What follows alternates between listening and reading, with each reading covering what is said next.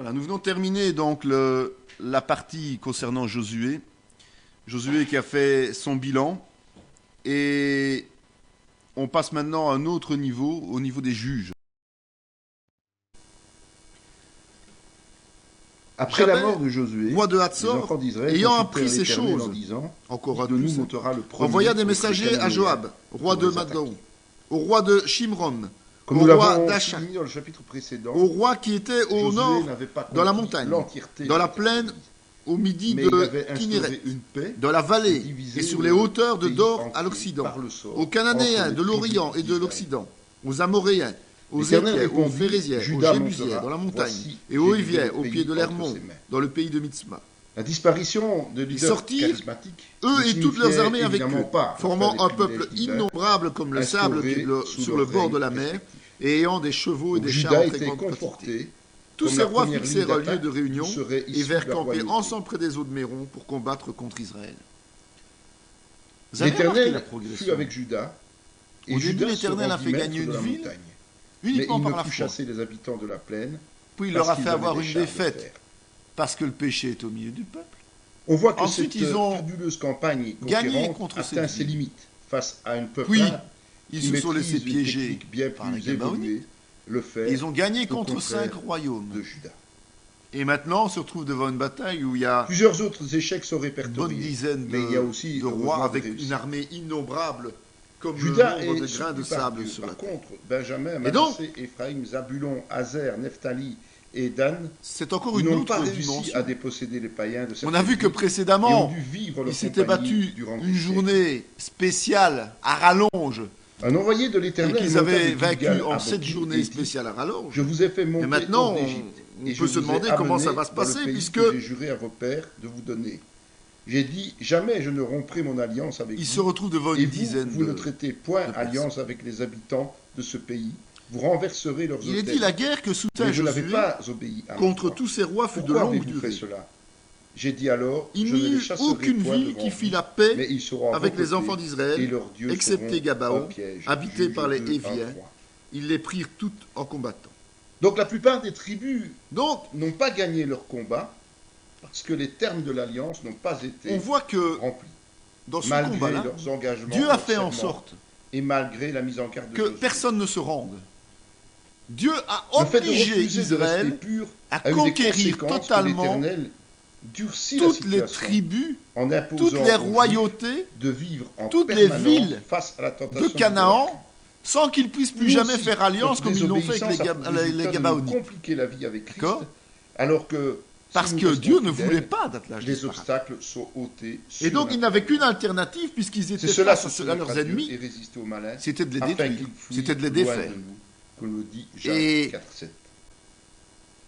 de Toute cette rester génération seuls. fut recueillie présents auprès de ses sur les pères, terres. et il s'éleva après elle une autre Mais ce génération sont des guerres qui ont qui duré ne longtemps, connaissait point l'Éternel, parce que ça devenait de plus en plus ce dur. qu'il Donc avait le fait Seigneur en les a faveur vraiment d'Israël, formés juge de- progressivement au combat. Donc comme nous l'avons vu, à On la n'envoie fin pas du des livre de jeunes Josué, recrues se battre les problèmes comme des allaient soldats d'élite, réellement c'est pas la même commencer chose. avec cette Pour nouvelle en faire une génération armée qui d'élite, n'avait il rien fallait connu qu'il y ait des une hauts faits de progression. Yahweh pour Dans le son combat peuple. spirituel, c'est exactement la même chose. Ils abandonnèrent Il y l'Éternel a et les une servirent progression. Baal et les Astartés. Une progression Verset 13. Qui est telle qu'on va d'abord L'ignorance participer et l'oubli peut-être à sont des, les pires à des ennemis. combats de prière en groupe.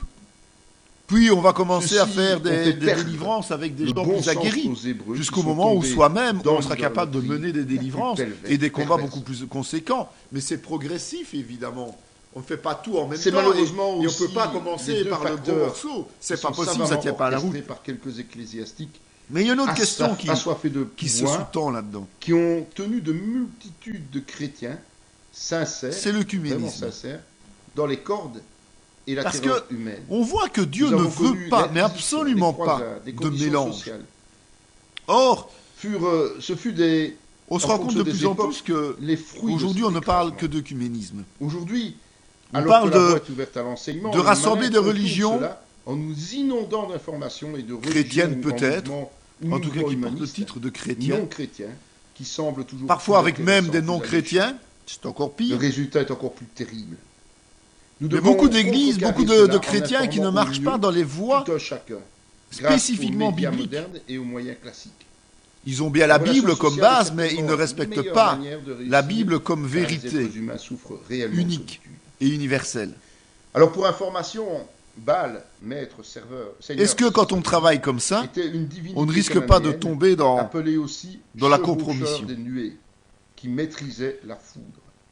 Il était représenté principalement sous forme de taureau. Et Ça fait quand même référence au le vautour, fait de hein. tomber dans la compromission, est-ce que Et ça ne nous Astarté permet ou pas Ashéra justement d'éviter de devoir est une faire déesse comme cananéenne Israël, c'est-à-dire également, qui combattre est longtemps considérée comme dame de la mer, pour qui est pouvoir représentée par un pieu.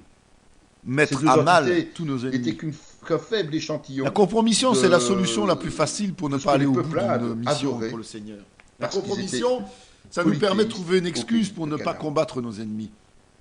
Partout où ils allaient, la main Et de l'Éternel l'œcuménisme était est contre eux certainement à pour leur certains faire du moments mal. et dans certaines Comme l'Éternel circonstances l'avait dit, comme l'Éternel le leur un avait moyen dit. pour Ils l'ennemi furent ainsi dans de une nous grande empêcher détresse. d'aller au bout de ce que Josué nous voulons, 2:15. parce qu'on s'allie à des églises ou à des dénominations Les ou à promesses des de mouvements Valaient qui ne tant sont que pas les voulus par Dieu bénédictions et qui ne sont pas acceptés de Dieu. étaient possibles, Alors prudence de mais elles nouveau, valaient aussi prudence. pour les malédictions. Pardon.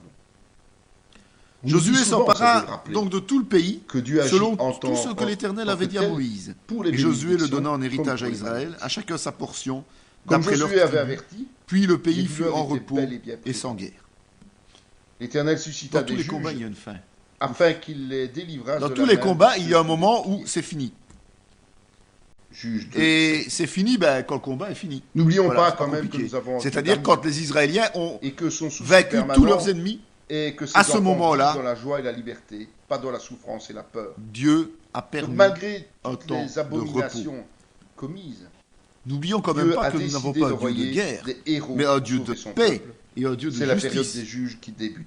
Donc, il 14 est juges normal sont que nommés le dans les peuple Écritures. d'Israël devait Ça ne bénéficier veut pas dire que d'autres ne peuvent de pas. la paix et pas de la guerre en Mais permanence. ils n'écoutaient pas La même guerre leurs n'était que juges, pour un temps. car ils se L'Église prosternaient est un devant endroit eux. de paix. Ils se L'Église est une prosternèrent église de devant paix, pas de Ils se guerre. détournèrent Ce promptement n'est pas parce que nous devons combattre dans le combat et spirituel n'obéirent que point comme eux au commandement de nous l'Éternel. devons tout le temps être en combat Lorsque spirituel. l'Éternel leur suscitait des juges, Il y a l'Éternel des temps était de avec repos. les juges, et il les délivrait de la main de leurs ennemis.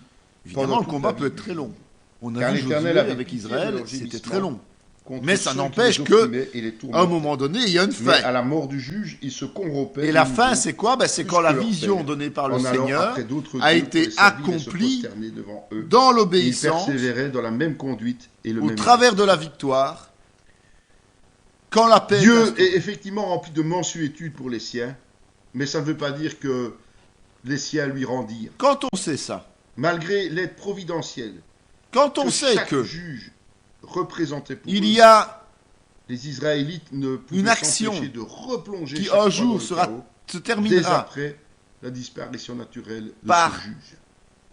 la victoire, Alors la C'est colère quand de même l'Éternel plus facile s'enflamma d'entrer contre là-dessus. Israël et il dit même puisque si on cette sait que le nation a combat transgressé sera mon très long, alliance que j'avais c'est prescrite quand même plus à ses facile pères, de et rentrer. puisqu'ils n'ont point obéi l'action. à ma voix, je ne chasserai Même plus si on devant sait eux que d'autre aucune nation, ça que fera Josué des les dégâts, sacrifie. c'est quand même plus Juge facile 2, de vers rentrer 21. dans l'action. Et donc Dieu a fini par On être sait qu'un exaspéré. La victoire, Et il décide de mettre à sera l'épreuve cette nouvelle génération d'Israélites, une de vision voir si oui de ou Dieu, non c'est ça. ils Un jour, accepteraient il y de a marcher un avec aboutissement. lui. Il a stoppé les conquêtes en laissant la vie sauve aux nations païennes, encore souveraines. Je à ce rappelle moment. que cette vision et cette réalisation Voici les nations ont été que données au l'Éternel travers laissa d'un seul pour homme, éprouver Josué, par elle et qui en Israël, dispose tous ceux pas qui pour lui, n'avaient pas connu mais pour toutes tout les le guerres peuple. de Canaan. Donc Dieu Et donne donc, une vision au aux chapitre serviteurs 3 qu'il a de choisis, Juges, mais c'est il tout y le a monde qui doit une bénéficier liste de ce de résultat. nations On est bien d'accord. que Dieu a laissé dominer. Voici les rois que les enfants d'Israël Et les enfants bâtirent, d'Israël habitèrent au et dont milieu ils des possédèrent le Cananéens, pays des de l'autre Hétiens, côté du des Jourdain, Amoréens, vers le des soleil levant, Phéréziens, depuis le torrent de des l'Arnon Éviens, jusqu'à la des montagne de Jébusiens. l'Hermon, Ils avec toute prirent la leurs plaine filles de pour femmes, l'Orient. ils donnèrent à leurs fils leurs propres filles, Il y a et ils toute une servirent liste leur Dieu. qui est reprise. Les enfants d'Israël, Une liste, firent ce qui déplaît énorme. à Dieu, ils oublièrent l'Éternel. Et ils servirent en fait, les Baals il y a et les idoles. deux Évidemment, rois à l'est du La Jourdain, tentation était bien trop forte. et il y en a 31 à Et donc l'ouest. chacun se laissait aller à la compromission. Et il y a à la tout un perfection. chapitre qui Et ainsi répertorie se comme ça le rendait nombre odieux de aux yeux vainqueurs. de l'Éternel. Le nombre de vaincus, pardon. La colère de l'Éternel s'enflamma contre Israël. Il les vendit entre les mains de Cushan Rishéataïm, roi de Mésopotamie. Et les enfants d'Israël furent asservis 8 ans à Cusham Rishéataïm. Il faut savoir que, on l'a vu, le peuple d'Israël est nonchalant. Il n'a pas de respect pour le Seigneur. Régulièrement, il fait un peu n'importe quoi. Et cette nonchalance a une conséquence, c'est qu'à un moment donné, le peuple est déporté. Je crois que ça doit nous faire prendre conscience d'un problème particulier. C'est qu'au fur et à mesure de tout ce qui s'est passé pour le peuple d'Israël, depuis sa sortie d'Égypte jusqu'à ici la fin du règne on peut appeler ça un règne de Josué, on peut mesurer combien le besoin de pardon est important. Pardon donné par le Seigneur, évidemment. Pardon lié à la repentance. C'est vrai qu'il arrive régulièrement que Dieu nous brise, et comme il l'a fait avec le peuple d'Israël. Dieu nous brise parce que, justement, au travers de punitions lourdes, comme une déportation ici, il va nous ramener vers lui. Il va nous faire prendre conscience que nous avons besoin de lui, tout simplement. Rappelons quand même qu'il n'est pas toujours nécessaire de souffrir pour Dieu et que toutes les souffrances ne sont pas nécessaires, surtout. Dieu nous fait passer des épreuves pour grandir. Les souffrances qui sont nécessaires pour nous faire revenir vers lui peuvent être évitées pour le chrétien qui a la liberté du choix. Ok ? La souffrance qui correspond à la fameuse parabole du potier et de la terre glaise, c'est l'épreuve voulue par Dieu pour nous faire grandir. Mais l'autre souffrance, qui est la souffrance punitive de Dieu, c'est celle qui est là pour nous faire revenir. C'est pas la même chose, hein. Il y a 2 types de souffrances, 2 types d'épreuves par le Seigneur, et les objectifs sont différents. Donc, à nous, en tant que chrétiens, de nous engager dans une vie qui va être faite d'épreuves, on n'y échappera pas, mais des épreuves voulues par Dieu, pour grandir, pour être modelés, pour être transformés, et à nous, par notre comportement en marchant dans les voies de Dieu, de ne pas subir d'autres souffrances que celles-là. Parce que déjà, ce n'est pas évident de souffrir les épreuves pour grandir, donc c'est encore plus douloureux d'avoir un amas de souffrances supplémentaires. Alors donc on a 14 juges répertoriés. Il y en a 12 qui sont répertoriés dans le livre des juges, mais il y en a 2 autres qui sont répertoriés après dans le livre de Samuel. Il y a 14 juges répertoriés, ça ne veut pas dire qu'il y a eu 14 juges en Israël, soyons clairs. Il y a eu peut-être plus, peut-être que 14. Mais en tout cas, Dieu a voulu nous laisser la trace de 14 histoires, de 14 interventions de personnes mises à part ou ointes par lui pour justement amener son peuple vers l'étape suivante, qui sera l'étape de la royauté. Le premier des juges, c'est Othniel.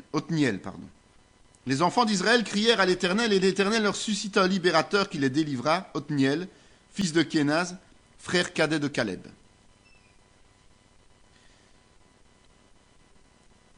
C'est le tout premier qui est relevé. C'est le beau-fils de Caleb. Caleb, vous vous souvenez de lui, on en a parlé, du temps de Josué. Et on voit que, d'abord, il est de la tribu de Juda. Juda, vous savez que c'est la tribu qui a été désignée pour porter la royauté à terme et pour amener le Messie, je vous le rappelle. Et on voit que son intervention et son élévation est due à une seule raison, une seule cause: Israël a crié à l'Éternel. Repentance dans la souffrance, appel à tout prix. Et pour que Dieu intervienne dans leur vie, dans la vie de cette tribu comme dans notre vie, ils ont dû reconnaître leur état de péché et revenir à Dieu. Et grâce à cela, On ne va pas raconter toute l'histoire d'Othniel, on ne va pas faire l'apologie, là on a vu ça dans le survol de la Bible, mais grâce à cela, une paix a été installée pendant 40 ans. Je vous rappelle que les juges, en fait, n'ont pas été des successeurs continuels. Les juges ont chaque fois été élevés à des moments précis, mais il y a eu des passages où le juge terminait son travail, son œuvre, il mourait, et il n'y avait personne d'autre qui les remplaçait. En tout cas, personne digne d'être nommé dans la parole de Dieu. Et le peuple périclitait de nouveau. Et à chaque fois, il y avait un appel au secours. On a vu ça plus en profondeur dans le survol de la Bible. Le deuxième juge était Éhoud. Les enfants d'Israël crièrent à l'Éternel, et l'Éternel leur suscita un libérateur, Éhoud, fils de Guéra Benjamini, qui ne se servait pas de la main droite. Les enfants d'Israël envoyèrent par lui un présent à Églon, roi de Moab. Donc le deuxième, vous voyez que là, il n'y a pas une logique identique à la royauté qui va venir. Il y a simplement une logique de dire quelqu'un est prêt au moment où Dieu appelle, et quelle que soit son origine, quelle que soit sa tribu d'origine, Dieu le fait lever. Et on voit qu'ici, c'est un benjaminite. Donc, c'est quelqu'un qui n'est pas normalement dans la lignée de succession prévue par Dieu au niveau de la direction du peuple.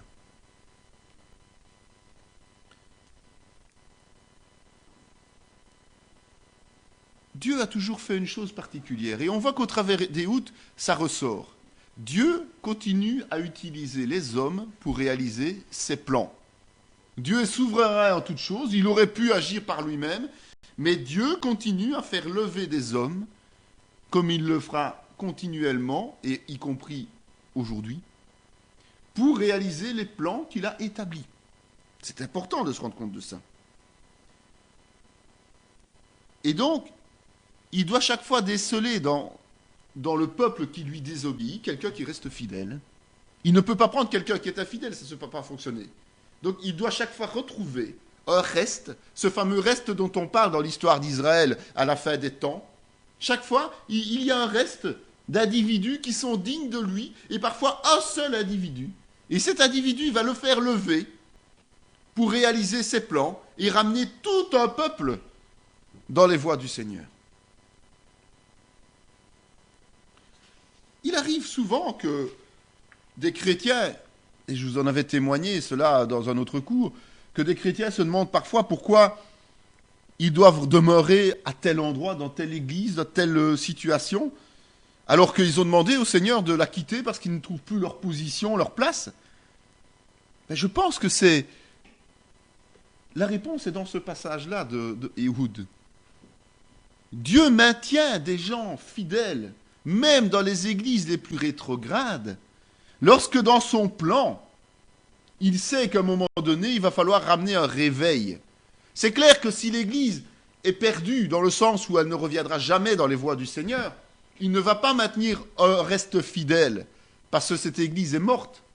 Mais s'il y a un espoir de réveil, et si à un moment donné, dans l'histoire de l'église, de cette église locale, de ce corps de Christ, de cette ville, il y a moyen de faire quelque chose de concret, eh bien, il va garder dans son église des gens discrets, certainement, mais des gens fidèles, qui, au jour choisi, vont être levés pour ramener tout le corps de Christ dans les voies du Seigneur. S'il n'y a personne disposé à un endroit, s'il n'y a personne disposé dans une église, il n'y a pas de réveil possible dans cette église. J'insiste bien sur le fait que si l'église est perdue aux yeux de Dieu, il ne va pas garder un reste. S'il n'y a pas d'espoir, il ne va pas maintenir un reste, ça ne sert à rien. Mais si un jour vous êtes confronté à cette situation d'être dans une église et que cette église ne fonctionne pas, mais que vous, le Seigneur vous dit, tu restes en place, tu ne dois pas bouger, commencez à prier et à intervenir dans le sens où, le jour où le Seigneur vous le fera lever, eh bien vous soyez prêts à lui répondre. Il y a quelque chose de particulier. Et Éhoud, lui, a amené une paix de 80 années. Il a défait et assassiné Églon, le roi de Moab, il a défait son peuple. Vous voyez que les juges étaient des guerriers. Les juges étaient des gens qui se levaient, des gens courageux, des gens qui allaient à la pointe du combat. Un serviteur de Dieu ne peut pas concevoir de rester dans l'ombre et de rester caché continuellement. Un serviteur de Dieu est un combattant pour Dieu. On passe à Shamgar, le troisième. Après lui, il y eut Shamgar, fils d'Anath. Il bâtit 600 hommes des Philistins avec un aiguillon à bœuf. Et lui aussi fut un libérateur d'Israël. Chaque fois, le juge libère Israël, libère le peuple. Et hormis cet exploit de Shamgar, on ne dit pas grand-chose de lui dans la parole de Dieu. Mais j'insisterai sur le terme « libérer Israël ». Israël est prisonnier tout simplement parce qu'il n'est pas dans l'obéissance. C'est toujours consécutif au comportement d'Israël. Mais chaque fois, Dieu lève quelqu'un qui libère Israël. La particularité, c'est Déborah. Les enfants d'Israël crièrent à l'Éternel, car Jabin avait 900 chars de fer, et il opprimait avec violence les enfants d'Israël depuis 20 ans. Dans ce temps-là, Déborah, prophétesse, femme de Lapidote, était juge en Israël. Elle siégeait sous le palmier de Déborah, entre Rama et Bethel, dans la montagne d'Éphraïm, et les enfants d'Israël montaient vers elle pour être jugés. Barak lui dit, « Si tu viens avec moi, j'irai, mais si tu ne viens pas avec moi, je n'irai pas. » On voit quelque chose de particulier. D'abord, Déborah est une femme. Tout le monde l'a compris. Mais en plus, on dit qu'elle est prophétesse et juge. D'abord, c'est un exemple biblique du ministère féminin. Donc celui qui dit il n'est pas possible d'avoir un ministère quand on est femme, c'est pas vrai. Mais c'est une exception.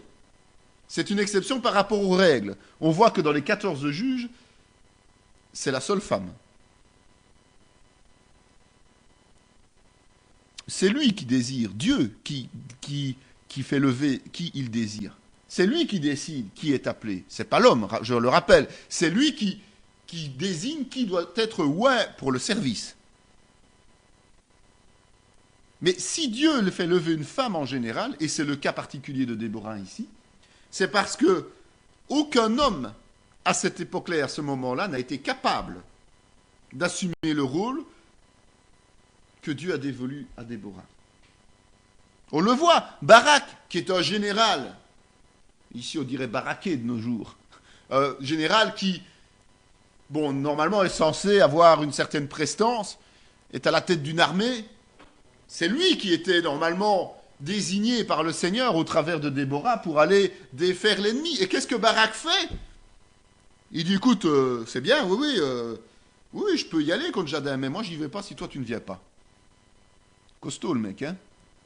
Il ne peut pas partir sans que Déborah vienne. C'est pour ça que Dieu n'a pas levé Barak. Si, en fait, Barak avait été digne de la tâche pour le Seigneur, c'est lui qui aurait été désigné juge. Déborah aurait été prophétesse, c'est un fait, mais c'est Barak qui aurait été juge. Mais comme il n'était pas capable d'assumer, eh bien, Déborah a été nommée prophétesse et juge. C'était pas une femme d'armée, c'était pas une femme de guerre. Or, nous venons de voir plus haut que le rôle d'un juge était surtout de délivrer le peuple du joug de l'ennemi, du joug militaire, du joug physique de l'ennemi. Or, ici, Déborah, elle faisait deux choses. Elle prophétisait et elle jugeait. Juger, c'est normal. Mais elle n'emmenait pas les armées. C'était Barak, le général de l'armée. On est bien d'accord. Donc on voit que là, il y a une grande particularité. Aujourd'hui, c'est vrai qu'on a l'habitude de voir des ministères féminins autonomes. Ça devient une mode dans certaines églises, ça devient presque une obligation dans certaines obédiences. Les femmes doivent être au même pied d'égalité que les hommes.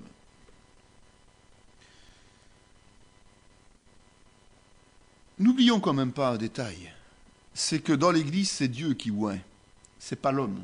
C'est Dieu qui choisit, c'est Dieu qui désigne. Et c'est vrai que, outre le ministère féminin de prophétesse, qui est quelque chose de particulier et qui est bien réel, le ministère féminin restera toujours une exception à la règle. ça n'est pas impossible, mais c'est une exception à la règle.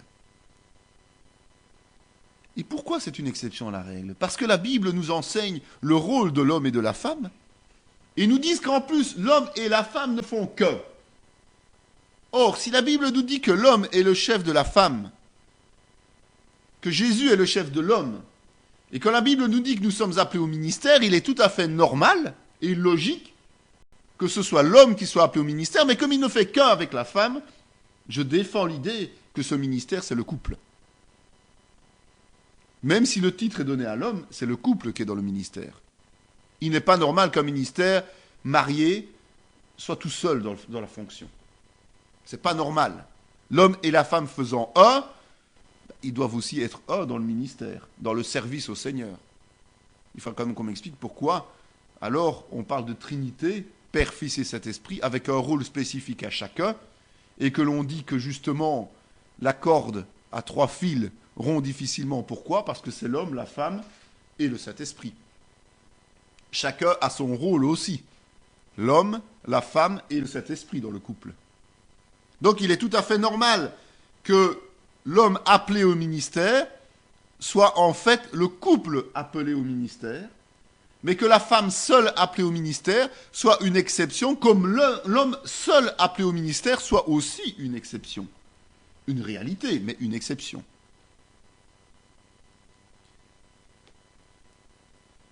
Donc, c'est tout à fait anti-biblique. Et là, je suis clair, que s'il y a un couple, ce soit la femme qui domine dans le ministère par rapport à l'homme. Là, ça ne colle pas. Là, ça ne colle absolument pas. Si Dieu place un couple, si c'est un couple voulu par Dieu, ce sera toujours l'homme qui aura autorité sur la femme. Donc, si une femme est appelée, c'est parce qu'elle est peut-être célibataire, ou certainement célibataire. Si un homme est appelé seul, c'est parce qu'il est certainement célibataire, mais du moment où il y a un mariage selon la volonté de Dieu et dans les voies de Dieu, c'est le couple qui sert le Seigneur, l'homme étant le chef de la femme, au sens spirituel du terme. Ça veut dire que l'homme n'est pas le gourou du couple, mais l'homme est tout simplement responsable spirituel de son couple. Sans plus, d'accord? Ne faites pas dire ce qu'il ne faut pas dire non plus. C'est parfois mal compris et ce qui fait que des hommes dominent leurs femmes et à la limite estiment que leur femme n'est pas apte à les soutenir dans leur ministère, n'est pas apte à remplir leur rôle dans le ministère et sont voués à des rôles secondaires et on nomme d'autres femmes à des fonctions que l'épouse du pasteur ou du ministère devrait tout simplement remplir parce que c'est le complément de ce que l'homme fait. C'est pour ça que Dieu unit des gens différents et pas identiques. Si nous étions tous les deux identiques, d'abord on s'ennuierait parce qu'il n'y aurait pas de piment dans la vie, mais surtout, on aurait des creux, des manquements, des lacunes dans le ministère que l'on doit remplir pour le Seigneur. C'est parce que nous sommes complémentaires l'un à l'autre et que les forces de l'un sont les faiblesses de l'autre et les forces de l'autre sont les faiblesses du premier, que l'on peut dire que un couple choisi par le Seigneur dans le ministère est fort et puissant s'il marche dans les voies de Dieu. D'accord? Donc c'est tout à fait normal que nous soyons différents. Et j'en reviens à Déborah, qui avait un rôle, comme je le disais, spécifique. Elle remplissait 2 devoirs. Elle prophétisait et elle rendait justice. Ce n'est pas du tout étonnant. Ça va de pair. Comment peut-on comprendre la volonté de Dieu et parler de la volonté de Dieu si on n'a pas le discernement spirituel? Or, la prophétie, pour avoir la prophétie, il faut avoir un discernement spirituel. Donc, il est tout à fait normal que pour pouvoir juger, non selon les règles des hommes, mais selon les règles de Dieu, il faut être en rapport direct avec Dieu et pouvoir comprendre la volonté de Dieu dans toute situation. On ne peut pas trancher au nom de Dieu si on n'a pas le discernement spirituel, tout simplement. Donc, c'est tout à fait logique, mais c'est important, je pense que le Seigneur a voulu souligner dans ce cas-ci, important de comprendre qu'il y a ce ministère de révélation qui est lié à ce ministère de jugement.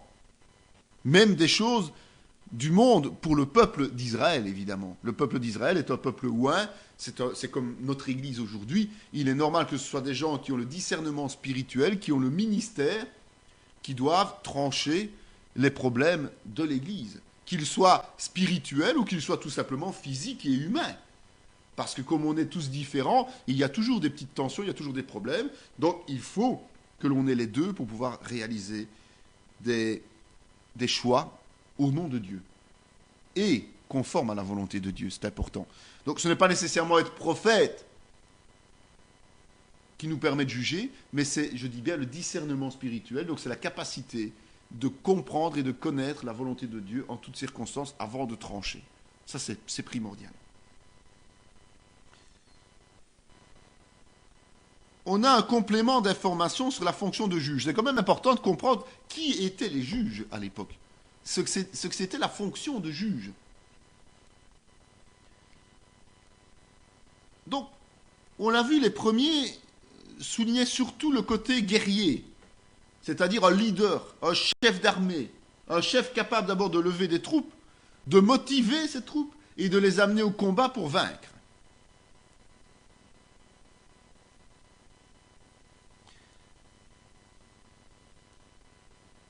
C'est la première fonction d'un juge. Mais on voit que, au-delà de cela, ce juge devait rendre des jugements. Dans ce cas-ci, ça allait même plus loin, puisqu'elle rendait des jugements et la guerre était faite par d'autres. Mais, donc le juge, non seulement avait un rôle de chef d'armée, mais avait aussi un rôle de modérateur et de personnes capables de trancher tout conflit entre membres de son peuple. Au nom de Dieu, il était oué par Dieu. C'est en fait, si vous observez bien, exactement le rôle du berger dans l'Église. Le berger est là pour diriger et pour redresser. Il est là pour exhorter, pour motiver. Il est là en fait pour remplir exactement le même rôle que les juges remplissaient à cette époque. Évidemment, le combat n'est plus le combat militaire, c'est le combat spirituel. Nous sommes pacifiques au niveau humain, mais nous sommes des guerriers tranchants au niveau spirituel. Le combat spirituel, c'est notre lot quotidien. La prière, c'est notre arme. Et donc, notre rôle de berger, c'est justement d'emmener les troupes au combat en les motivant et les amener surtout à la victoire. On voit quand même bien que tous les juges amenaient les troupes à la victoire. Pas seulement au combat, mais surtout à la victoire. C'est important. Un berger ne peut pas concevoir la défaite. Un berger qui est oué par le Seigneur ne peut pas accepter de perdre. Le mot perte ne fait pas partie de son vocabulaire. C'est la victoire qui doit être le leitmotiv de sa raison d'être. On ne peut pas concevoir la défaite. On peut avoir un revers, on peut avoir un retard, on peut avoir un contretemps, mais jamais l'échec. L'échec, ça fait partie du monde. L'échec, ça fait partie des ténèbres. Mais l'échec ne fait pas partie du vocabulaire du chrétien qui s'engage dans le service du Seigneur. C'est important, ça. Parce que si on a cette notion d'échec et cette peur de l'échec, on n'ira jamais de l'avant, on n'osera pas aller au combat. Mais par contre, si on a cette conviction que tout engagement au nom du Seigneur, j'insiste bien, parce que si on s'engage dans un combat, on verra plus tard, on l'a déjà vu, et qu'on n'est pas ouais par le Seigneur, la déconfiture, elle est bien présente. On l'a vu avec Josué notamment, et le pays de Haï, la ville de Haï, hein, où seulement quelques petits minables les ont défaits, alors que c'était des hommes aguerris au combat. Hein. Bon, on l'a vu. Parce que ce n'était pas la volonté de Dieu à ce moment-là, et que l'orgueil humain a pris le dessus, parce qu'ils avaient eu quelques victoires, ils étaient sûrs que maintenant il n'y avait plus besoin de Dieu pour gagner, quoi. Et quelques hommes suffisaient pour remporter une victoire contre des minables. Ben, les minables les ont méchamment crossés. Mais bon, quand un serviteur est dans les voies de Dieu et est le berger d'un troupeau, quel qu'il soit, le mot échec ne fait plus partie de son vocabulaire. Retenez bien ça parce qu'un jour ça vous servira, vous tous qui travaillez pour le Seigneur. Joël, femme de Hébert, saisit un pieu de la tente, prit en main le marteau, s'approcha de lui doucement et lui enfonça dans la tempe le pieu qui pénétra en terre. Il était profondément endormi et accablé de fatigue, et il mourut. Il y a de quoi. En ce jour, Dieu humilia Jabin, roi de Canaan, devant les enfants d'Israël. Barak était un lâche, hein. Faut pas avoir peur des mots.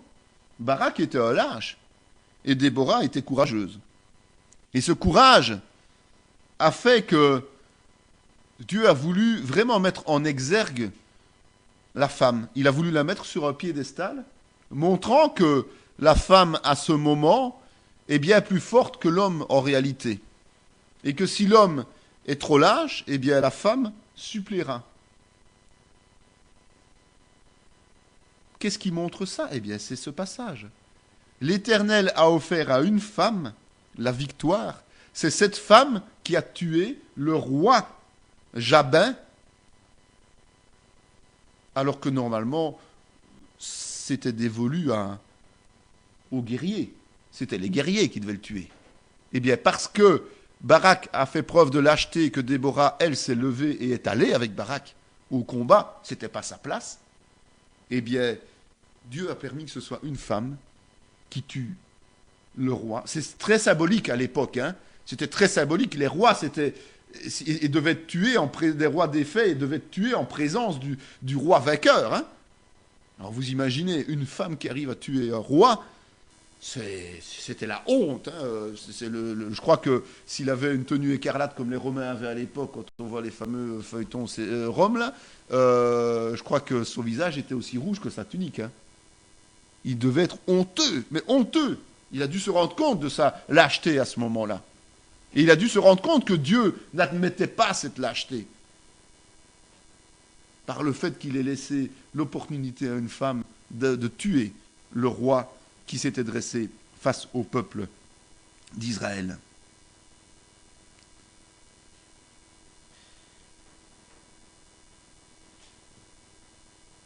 On voit qu'à la fin, il y a un cantique qui est chanté par Déborah et Barak.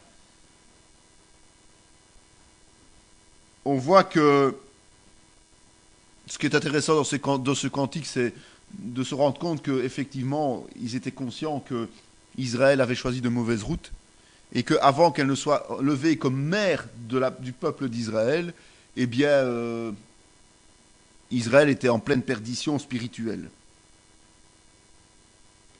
Et on voit qu'effectivement, par ce biais-là, ce cantique, même chanté par Barak aussi, prouve que c'est parce que les hommes ne se sont pas levés que Déborah a été appelée par le Seigneur.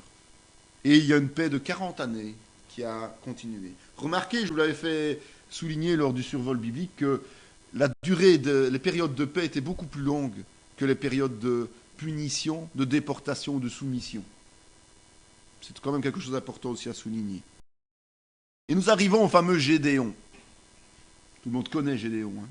Israël fut très malheureux à cause de Madian, et les enfants d'Israël crièrent à l'Éternel. Lorsque les enfants d'Israël crièrent à l'Éternel au sujet de Madian, l'Éternel envoya un prophète aux enfants d'Israël. Il leur dit, « Ainsi parle l'Éternel, le Dieu d'Israël. »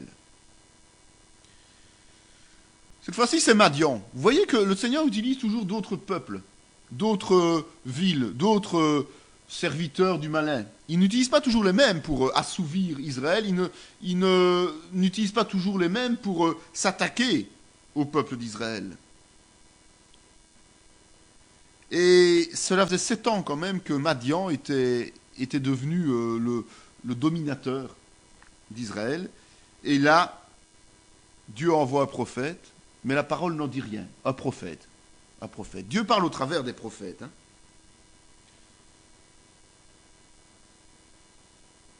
Ce fameux modus operandi que nous avons déjà vu se répète à chaque fois.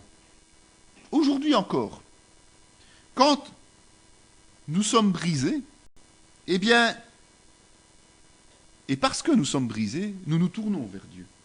Et alors là, nous n'avons plus d'autre solution, nous l'implorons. Certains se détournent complètement. Là, c'est la chute totale. Et là, on ne sait pas faire grand-chose. Mais quand la personne se rend compte qu'elle n'est pas dans les voies de l'Éternel, à un moment donné, elle est brisée et elle se dit, mais qu'est-ce que je fous là? Qu'est-ce que je fais? Qu'est-ce qui se passe? Et là, on implore Dieu en disant, mais écoute Seigneur, je suis mal. Je te demande d'intervenir, mais là, ce n'est plus l'homme qui parle, c'est le cœur blessé, brisé qui peut parler. Parce l'orgueil est tombé. Tout ce qui peut nous empêcher de revenir à Dieu d'une façon correcte tombe. Et à partir de là, Dieu nous envoie quelqu'un, un porte-parole bien souvent. Il nous envoie quelqu'un au travers de n'importe quoi. Bon, ici, on voit que c'est un prophète, mais ça peut être quelqu'un qui nous écrit une petite lettre. Ça peut être un passage de la Bible qui nous est donné par quelqu'un. Ça peut être une parole que quelqu'un nous dit sans même se rendre compte de ce qu'il dit. Mais c'est quelque chose qui nous touche, au fond de nous-mêmes et qui nous fait réfléchir. Et Dieu nous envoie ce porte-parole parce qu'il met les conditions. Les conditions pour obtenir l'aide que nous allons recevoir de sa part. Parce que Dieu est fidèle. Et Dieu va nous donner cette aide parce que nous revenons avec sincérité vers lui. Il ne nous laissera jamais tomber. Ça, c'est une vérité, c'est quelque chose de merveilleux de la part du Seigneur. Mais il va mettre les conditions pour y arriver, c'est-à-dire comment nous devons agir pour revenir dans ses voies, tout simplement. Comment nous allons pouvoir revenir dans ses voies sans commencer à devoir réfléchir trop, à se compliquer la vie. Et c'est ce prophète qui, dans ce cas-ci, est chargé d'annoncer au peuple d'Israël comment il doit revenir au Seigneur. Et donc, Israël va écouter ce prophète et il va appliquer ce que ce prophète va lui dire. Même si c'est douloureux, même si ça semble absurde,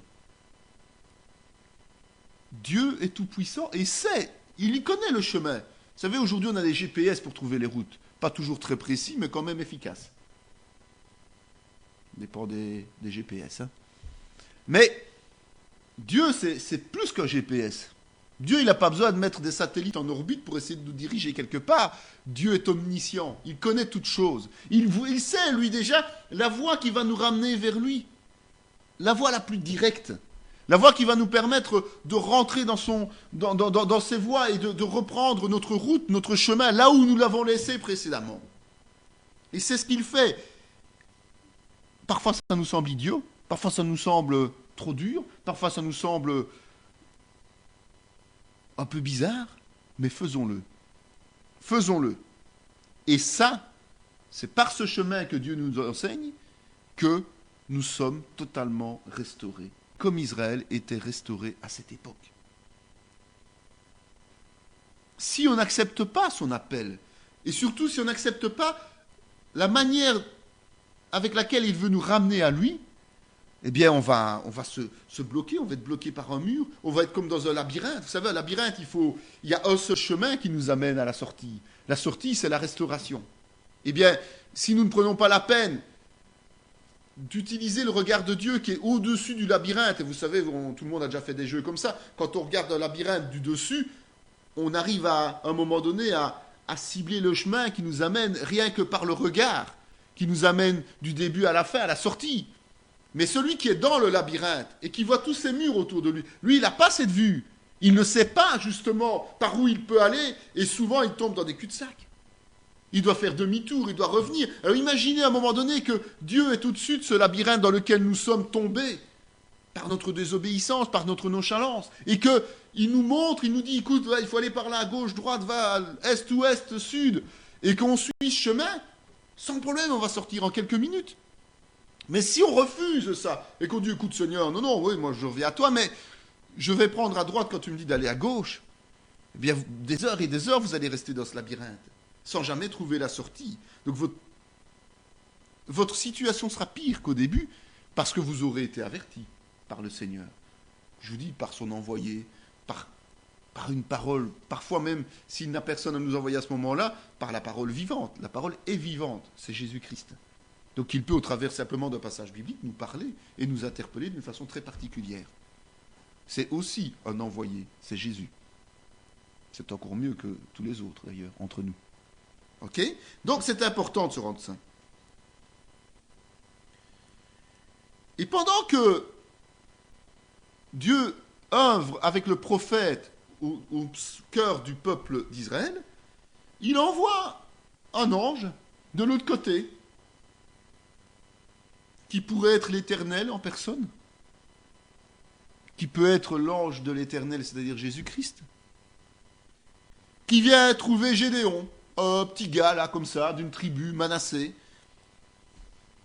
pour lui confier la mission d'aller délivrer ce peuple, de nouveau retomber dans les travers habituels. Le prophète parle au peuple. Remarquez ça, c'est très important. Le prophète parle au peuple, Dieu parle à son oint. Vous avez vu la nuance? Le prophète parle à son peuple, Dieu parle à son oint. C'est pas la même relation, c'est pas le même contact, c'est pas la même façon d'agir. Il y a une grosse différence. Je soulignerai une autre chose, c'est que Dieu, comme je vous dis, est omniscient et omniprésent. Et donc il sait déjà que le prophète qu'il a envoyé vers son peuple va convaincre ce peuple de revenir dans les voies d'Éternel parce que la repentance est sincère. Et donc, il sait déjà que pendant ce temps-là, il peut préparer Gédéon à remplir son rôle de juge. Il n'a pas besoin d'attendre d'abord avoir la réponse d'Israël, il sait ce qu'Israël va répondre. Comme il sait quand nous sommes appelés ce que nous allons répondre, et qu'il sait quand nous sommes dans une voie de travers ce que nous allons faire, et accepter de sa part de revenir dans ces voies. Il le sait, donc il peut déjà agir à d'autres niveaux pour préparer les cœurs de ceux qui doivent intervenir dans cette restauration. C'est important de se rendre compte de ça.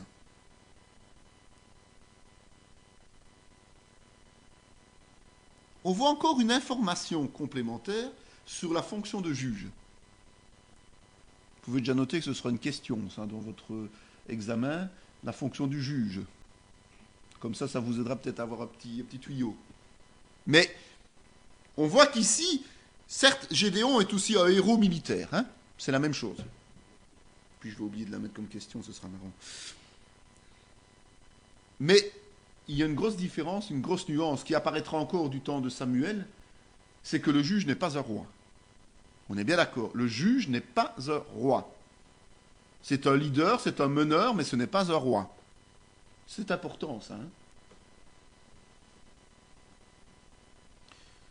Pourquoi? Parce que tout simplement, Dieu a précisé dès le départ que la lignée royale qui émanerait d'Abraham pour aboutir à Jésus-Christ serait issue de la tribu de Juda. Et on voit qu'ici, chaque juge vient d'une tribu différente. Dans Gédéon, on est à Manassé. C'est pas la même chose. Vous voyez? Il n'y avait pas de distinction particulière dans les gens qui levaient à son service pour être juge de son peuple. Il n'y avait pas de distinction. On est toujours dans un état de théocratie ici. On n'est toujours pas dans une royauté, c'est toujours Dieu qui est le chef, Dieu qui est tout puissant, Dieu qui organise et qui dirige. C'est une théocratie. Le peuple élu a été créé pour être une théocratie et pas une royauté.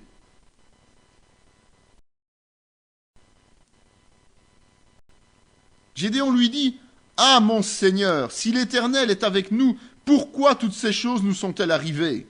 Et où sont ces prodiges que nos pères nous racontent quand ils disent « L'Éternel ne nous a-t-il pas fait monter hors d'Égypte ?» Maintenant, l'Éternel nous abandonne. Il nous livre entre les mains de Madian.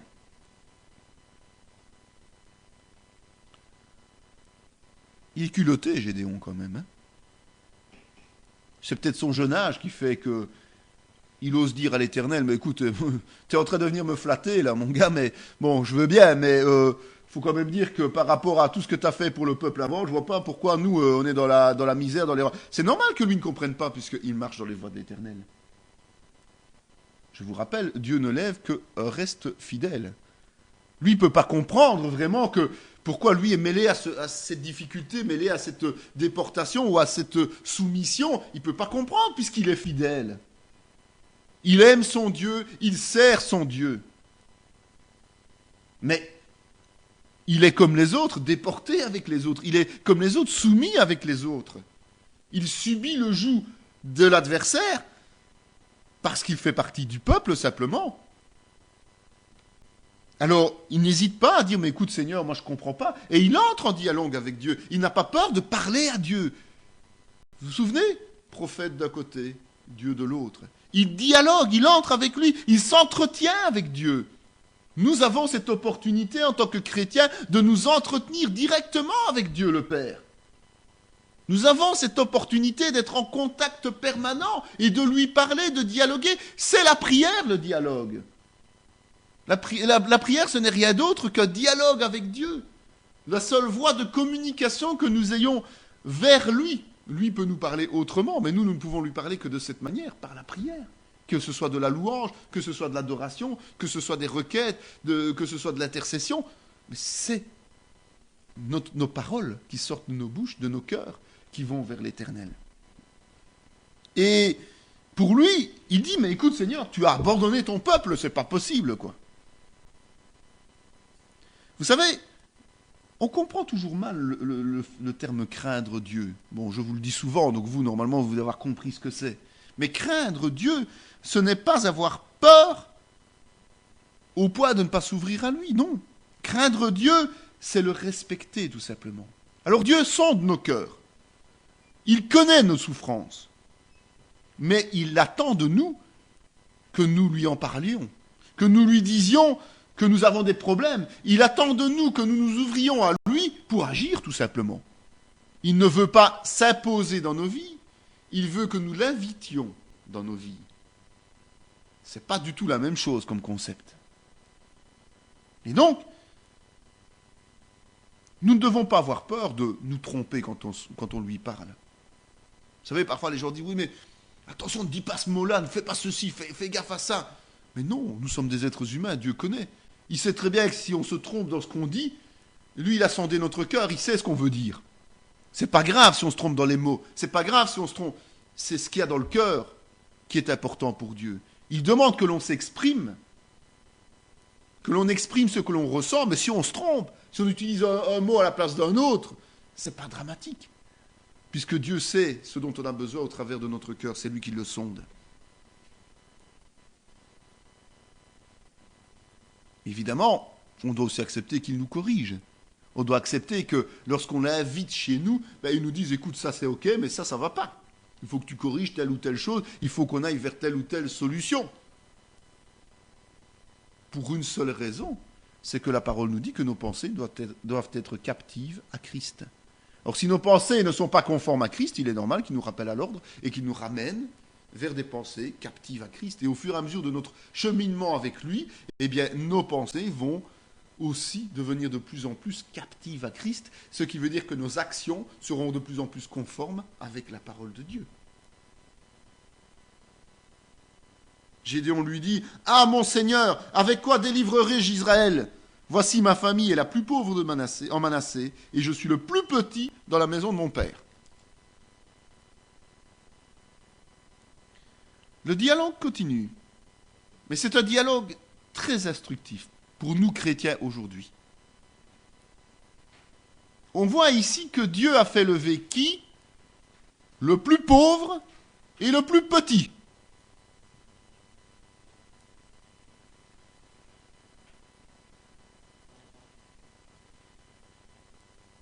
Dieu, comme je vous disais, sonde les cœurs. Il connaît le cœur de chacun. Et il sait que ce qu'il va pouvoir faire avec chacun d'entre nous. Arrêtons de nous sous-estimer.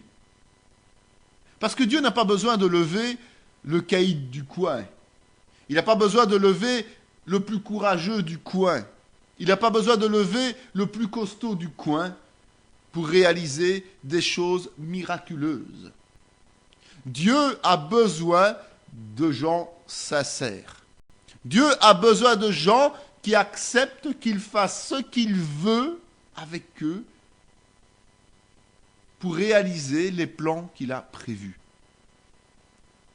Et souvent, il est plus facile d'utiliser quelqu'un qui est conscient de sa faiblesse, qui est conscient de ses limites, et qui va donc tout remettre à la gloire de Dieu, puisqu'il est conscient que ce n'est pas lui, mais que c'est Dieu qui agit, Dieu va pouvoir aller beaucoup plus loin avec lui, parce qu'il sait que cette personne se laissera maléer comme la terre glaise avec le potier.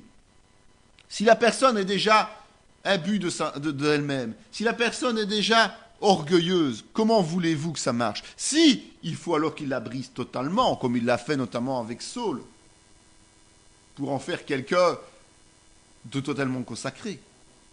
Mais lorsqu'il fait lever quelqu'un, il ne doit pas nécessairement briser cette personne. Il peut lever quelqu'un parce que justement cette personne est fidèle, et Gédéon était fidèle. Mais il était tellement faible que c'est peut-être parce qu'il était faible qu'il était fidèle. Faible et fidèle en peu de choses. Mais Dieu peut nous lever lorsque nous sommes faibles. Dieu, justement, nous fait forts lorsque nous sommes faibles. C'est la parole qui nous le dit. Dieu nous fait riches lorsque nous sommes pauvres, spirituellement, il se dit. Matériellement, pourquoi pas, mais en tout cas, riche, le chrétien ne doit pas l'être, puisque normalement il doit donner son surplus. Mais bien vivre, Dieu pourvoit aussi à tous nos besoins, c'est normal, tout à fait normal, on est bien d'accord. Mais, ici, il est allé chercher le plus faible, le plus humble, le plus pauvre. Il est vraiment allé chercher tous ceux que le monde dénigre, rejette, méprise. Et c'est de celui-là qu'il va faire le Gédéon que tout le monde connaît aujourd'hui. Alors, Gédéon, c'est un super prudent. Hein. Alors là, il est super prudent. Alors, ça ne lui suffit pas, lui, de savoir que Dieu l'appelle et qu'il est en dialogue direct. Il n'est même pas conscient qu'à cette époque, parler avec Dieu, c'est une chose extraordinaire. Il n'y en a que quelques-uns qui ont eu l'occasion de parler en direct avec Dieu. Ce n'est pas comme à notre époque où nous avons cet accès direct à Dieu grâce au sacrifice de Jésus. Mais à l'époque de l'Ancien Testament, quelques privilégiés seulement dans une génération, et parfois un seul, et même très souvent un seul privilégié dans une génération, avait ce contact particulier avec Dieu. Gédéon a ce contact particulier avec Dieu. Mais il dit, écoute, je veux bien, mais donne-moi un signe. Donne un signe. Confirme-moi que c'est bien toi qui me demandes ça. Fais un prodige, fais un miracle. Et Dieu ne s'offusque pas de ça. Pourquoi? Mais parce que nous sommes souvent imprudents en tant que chrétiens, en tant que croyants. Nous sommes souvent imprudents. Nous omettons d'éprouver les esprits qui s'adresse à nous. Nous oublions que Satan a aussi à son service des esprits impurs qui peuvent venir s'adresser à nous et nous amener dans des voies d'errement en nous faisant croire que nous sommes dans les voies du Seigneur. Nous oublions de lui demander si c'est bien lui, le Seigneur, qui parle. Et la meilleure façon, c'est de lui demander confirmation de ce qu'il dit. Alors il peut nous donner confirmation de deux manières, par un signe, un miracle, un prodige, ou au travers de sa parole. Qu'elle soit en ouvrant notre Bible là où il nous dit de l'ouvrir, ou que ce soit un envoyé du Seigneur qui vienne nous confirmer la chose. On a trop tendance en tant que chrétien à nous fier à nos impressions, à nos sentiments, à nos expériences, aux apparences. Mais les apparences, la parole nous le dit, sont souvent trompeuses. Et donc, sachez que Dieu ne va jamais se froisser si nous sommes prudents. À condition que ce soit une prudence sincère, que ce ne soit pas une prudence qui justifie notre lâcheté ou notre manque d'obéissance. Parce qu'il y en a qui se disent prudents, mais en réalité, c'est une excuse pour échapper à l'œuvre que le Seigneur leur donne. Et ça, évidemment, c'est pas agréé par Dieu. On parle bien d'une prudence de dire, discernons ce qui nous est dit, demandons confirmation de ce qui nous est dit, mais une fois que nous avons confirmation, arrêtons de jouer. Arrêtons de jouer. Engageons-nous là où le Seigneur le veut, parce que s'il prend la peine de nous prouver que notre appel est un appel concret, ne venons pas le froisser en insistant pour avoir 50 preuves, simplement pour couvrir notre fainéantise, notre pas envie de travailler pour lui, quoi, tout simplement. Alors, ayons l'honnêteté de lui dire, écoute Seigneur, je n'ai pas envie de travailler. Ce sera moins grave que de se retrouver confronté à la désobéissance. Ok ? Gédéon, voyant que c'était l'ange de l'Éternel, dit « Malheur à moi, Seigneur éternel, car j'ai vu l'ange de l'Éternel face à face. » Et l'Éternel lui dit « Sois en paix, ne crains point, tu ne mourras pas. » Gédéon bâtit là un autel à l'Éternel et lui donna pour nom l'Éternel paix. Il existe encore aujourd'hui à Ophra, qui appartenait à la famille d'Abiézer. J'insiste bien que quand on nous dit que ça existe encore, c'est à l'époque où c'est écrit. Il ne faut pas commencer à aller rechercher les vestiges, monuments et mettre des noms sur les pierres qu'on va retrouver, peut-être une sur l'autre parce qu'elles ont roulé ou parce que quelqu'un les a simplement déplacées. Nous sommes bien d'accord. L'idolâtrie et les pèlerinages aux endroits où la Bible et les événements de la Bible se sont passés, ne rentrons pas là-dedans. Si, ça peut être intéressant d'aller voir Israël, d'aller visiter Israël, mais ne nous imaginons pas qu'on va nous montrer le vrai tombeau du Christ, qu'on va nous montrer le vrai Bethléem, la vraie étable où Jésus est né. Ça, c'est les choses du monde. Hein. Ça, c'est du business, ça, c'est du commerce. Hein. Soyons bien clairs. On nous leurre là-dessus. Hein. Il n'y a personne qui est incapable. Dieu ne laisse pas de traces de son passage sur terre, simplement parce qu'il ne veut pas justement qu'on tombe dans l'idolâtrie. D'accord ? Donc, prudent à ce niveau-là. Alors, Gédéon est face à l'ange de l'Éternel et il se dit, écoute, donne-moi des preuves et tout. Mais quand il se rend compte que c'est réellement Dieu qui est face à lui, alors là, c'est la panique. Hein. Parce qu'il est dit dans la parole que nul ne peut vivre et survivre face à l'Éternel. Sauf si Dieu le décide. Et Dieu lui dit, mais écoute, t'inquiète pas, si je t'ai choisi, c'est que j'ai quand même décidé de te laisser en vie. Ça ne vaudrait pas la peine que je vienne te parler puis que je te reprenne tout de suite parce que tu ne pourrais pas remplir le rôle que je t'ai donné. Voilà, mais soyons clairs. Mais Gédéon, lui, c'est la panique, évidemment. La sentence de Dieu était très claire. Si on est en présence de lui, on meurt parce qu'on est souillé. Ok ? C'est grâce à Christ que nous pouvons être en présence de Dieu sans mourir. Mais à cette époque, rappelez-vous, le tabernacle, toute l'histoire du tabernacle et tout ce qui s'ensuit, le Saint des Saints, c'était quand même très clair. Il savait qu'il ne pouvait pas être en présence. Mais l'ange de l'Éternel, Dieu l'avait couvert. Dieu savait que s'il lui parlait directement, c'était pour une bonne cause. Gédéon, je répète bien, a eu un privilège extraordinaire. C'est le privilège qu'Abraham a eu. C'est le privilège de Moïse et de quelques autres serviteurs. C'est très particulier dans l'Ancien Testament. Mais c'est notre privilège, parce que nous sommes rachetés par le sang de Christ. Nous tous. Nous avons ce privilège de parler avec Dieu. Nous, c'est une victoire que Christ a obtenue et qui nous permet d'avoir au quotidien cette relation intime avec Dieu, cette communion avec l'Éternel. Mais pour eux, c'était quelque chose d'extraordinaire. Et il faut prendre conscience de cela, puisque c'était la mort si on était en présence de l'Éternel. Or, nous sommes vivants, alors que nous sommes au quotidien en présence de l'Éternel, que nous sommes le temple vivant de l'Éternel. C'est merveilleux. Il faut quand même mesurer cette merveille que nous pouvons vivre aujourd'hui. Et Gédéon a remercié Dieu. Il a bâti un autel, justement. Un autel de paix, pour montrer que l'Éternel était paix. Et c'est pour remercier, en fait, Dieu de sa grâce. Donc, il ne va pas lui dire, écoute, Seigneur, je ne veux pas remplir ce rôle. Non, le premier réflexe, quand il se rend compte que de la bénédiction qu'il a, c'est de remercier Dieu. Alors quand nous sommes conscients que chaque jour, l'Éternel est dans notre vie, en notre présence, mais pourquoi est-ce qu'on ne le remercie pas mieux et plus ? Pourquoi est-ce qu'on ne prend pas la peine de dire merci Seigneur, de le glorifier, de le louer, de l'adorer ? Le peuple d'adorateurs que nous sommes, c'est parce que justement nous avons ce privilège d'être en présence de Dieu en permanence. À nous de lui rendre. Est-ce que nous sommes conscients de cette bénédiction de Dieu, des cadeaux que Dieu nous donne, nous fait, comme il l'a fait à Gédéon ? Vous savez, l'appel au service, ce n'est pas une charge que Dieu nous donne. C'est un cadeau merveilleux. Parce que le service, ça nous amène à grandir, à devenir de plus en plus mûrs dans la foi, dans la connaissance, à vivre en paix et à vivre dans la joie malgré les épreuves. L'appel de Dieu, c'est ça, c'est un cadeau. Pourquoi alors est-ce que certains vivent ce cadeau comme une charge éprouvante ? comme si c'était lourd de servir le Seigneur. C'est parce qu'ils ne sont pas conscients du privilège qui est le leur. Le privilège de côtoyer Dieu en personne.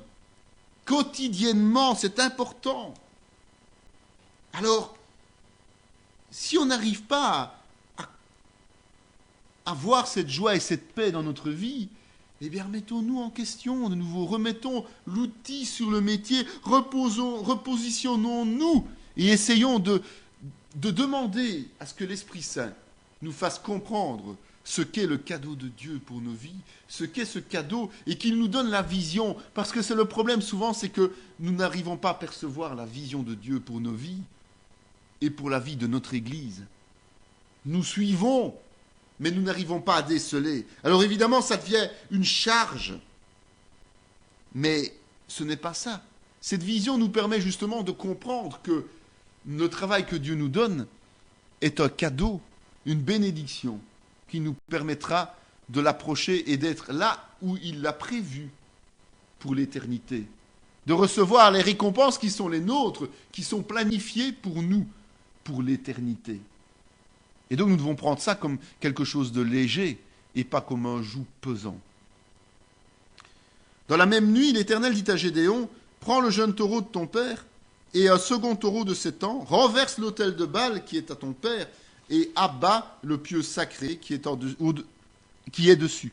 Tu bâtiras ensuite et tu disposeras sur le haut de ce rocher un autel à l'Éternel ton Dieu. Tu prendras le second taureau et tu offriras un holocauste avec le bois de l'idole que tu auras abattu. » Ce passage nous dit à quel point ce peuple était perverti, à quel point le peuple d'Israël était dans l'idolâtrie, à quel point le peuple d'Israël vivait dans les ténèbres.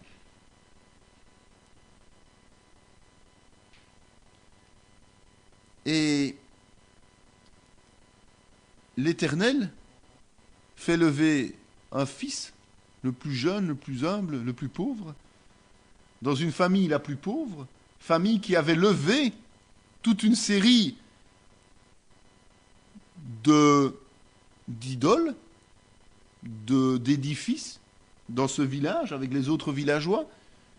Et maintenant, Dieu lui dit, je t'ai fait ce privilège de te parler, je t'ai fait ce privilège de t'appeler, maintenant à toi d'agir. Vas-y, je teste. Vous savez, Dieu ne va pas confier un grand ministère, une église de 5000 personnes, de 10 000 personnes, de 20 000 personnes à quelqu'un du jour au lendemain. C'est de la foutaise, ça. Dieu nous teste. Dieu nous éprouve. Dieu mesure notre capacité d'être fidèle. Être fidèle en peu de choses avant d'être installé sur beaucoup de choses. Et c'est ce qu'il fait avec Gédéon. C'est pour ça que cette histoire de Gédéon est très intéressante. Parce qu'elle détaille le cheminement que Dieu fait avec chacun d'entre nous dans notre vie de chrétien pour pouvoir nous confier à un moment donné un rôle extraordinaire. Nous avons tous un rôle extraordinaire à remplir pour Dieu dans notre vie ici sur terre. Tous c'est différent. D'abord, nous avons un rôle personnel dans notre vie à remplir, et puis nous avons un rôle dans notre communauté à remplir. Et nous avons notre place dans cette communauté. Et notre place, nous devons l'assumer.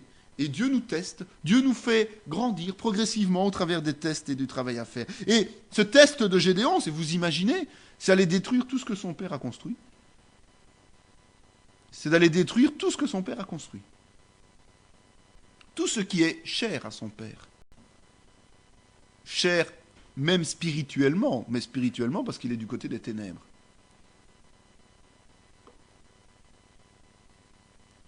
Alors croyez-vous vraiment, croyons-nous vraiment que Dieu va confier des âmes, même une âme, à des croyants qui sont incapables de tenir ferme face aux adversités? Non, il va d'abord nous rendre capables de tenir ferme face aux adversités, et puis il va nous confier des âmes.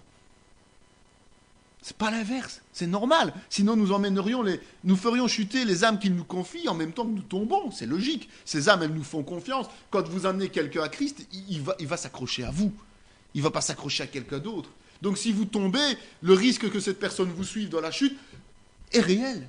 Donc il va d'abord nous apprendre et nous enseigner à faire face à toutes les difficultés et à les passer, ces difficultés, et puis il va nous confier des âmes. C'est pas l'inverse. Et pour Gédéon, c'est pareil. Il veut d'abord le tester et voir s'il est capable de faire ces petites choses, parce que pour Dieu, c'est une petite chose. Pour Gédéon, c'est énorme d'aller détruire tout ce que son père a construit. Aller à l'encontre de la volonté de son père terrestre pour obéir à son père céleste. Vous imaginez? C'est énorme, hein? Il va aller détruire tout ce que son père terrestre a construit autour de lui pour pouvoir obéir à son père céleste. D'abord les choses de Dieu, avant les choses des hommes. Obéir à Dieu plutôt qu'aux hommes. C'est important de se rendre compte de ça. C'est vrai, souvent nous-mêmes, on est freinés. On est freinés dans notre évolution parce que nous devons rompre avec le passé. Et c'est vrai que ce qui est le plus difficile à briser au niveau spirituel, ce sont les liens avec nos proches. Non seulement les liens humains, mais aussi toutes les habitudes qu'on a prises avec eux. On en parlait encore cette semaine avec un membre de l'Église. Un lien, c'est une habitude, c'est un lien. Et se dire systématiquement, tel jour de la semaine, on va aller chez telle personne, on se crée un lien. Parce que le jour où vous n'allez pas, la personne va bigophoner et va pas comprendre pourquoi vous n'y allez pas, et va râler sur vous parce que vous n'y allez pas. Vous attirez la colère inutile. Vous attirez l'incompréhension inutile et vous n'êtes pas un modèle. Non, n'habituez pas les gens à aller systématiquement le même jour. Habituez-les à vous recevoir, oui, mais des jours différents. Sachez refuser certains moments pour qu'ils comprennent que vous avez une priorité dans votre vie. C'est Dieu et le service à Dieu. Ça, c'est la priorité des priorités. Pour tout chrétien. Servir, c'est avoir le regard uniquement fixé sur Jésus-Christ. Et il faut abandonner, briser tout ce qui nous empêche, justement, d'avoir ce regard fixé sur Jésus, y compris les souvenirs et les anecdotes. Tout ce qui nous tient liés avec le passé et qui n'est pas conforme à Dieu, nous devons le briser au nom de Jésus-Christ. Gédéon était quelqu'un d'obéissant, je vous l'ai dit, Dieu ne faisait pas lever à cette époque des juges qui étaient des gens désobéissants, donc c'était des restes fidèles.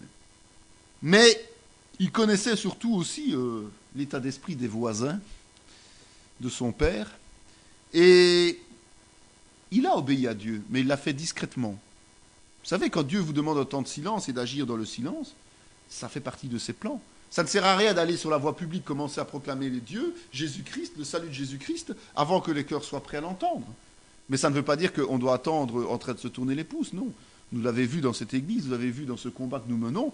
Nous avons un combat quotidien de prière et d'intercession pour ce peuple, pour justement que Dieu fasse son œuvre dans les cœurs et qu'au moment voulu, il agisse. Nous ne sommes pas immobiles, nous faisons ce que Dieu nous demande.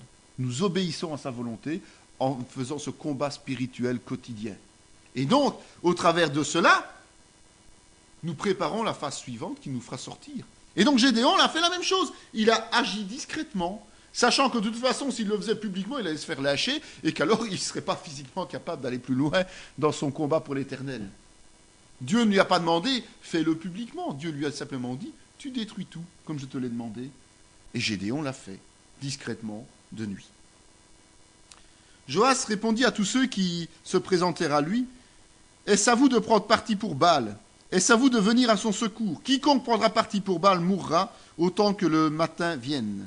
Avant que le matin vienne. Si Baal est un dieu, qu'il plaide lui-même sa cause, puisqu'on a renversé son autel. » Et en ce jour, l'on donna à Gédéon le nom de Jérubbaal, en disant que Baal plaide contre lui, puisqu'il a renversé son autel.